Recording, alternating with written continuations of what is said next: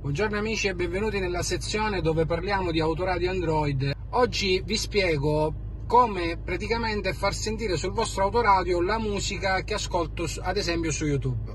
Quindi prima di iniziare vi invito sempre a iscrivervi al canale e soprattutto di supportare con un like il video.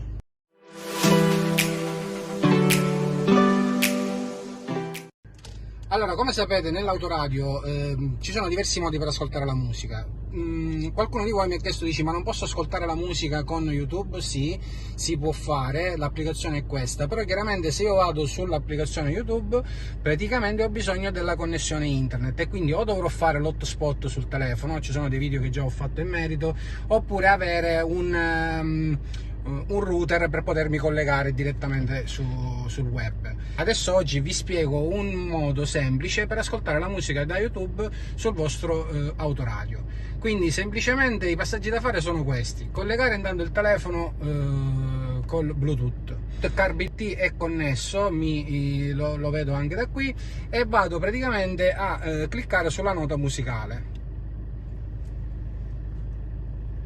Fatta questa operazione, io vado direttamente su YouTube e cercheremo una musica senza copyright, così da poterla ascoltare sulla nostra autovettura e non essere censurati.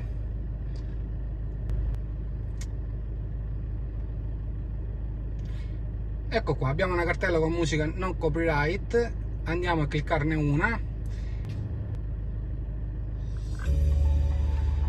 Ed ecco qui possiamo gestire dalla nostra autoradio la musica che c'è sul nostro cellulare.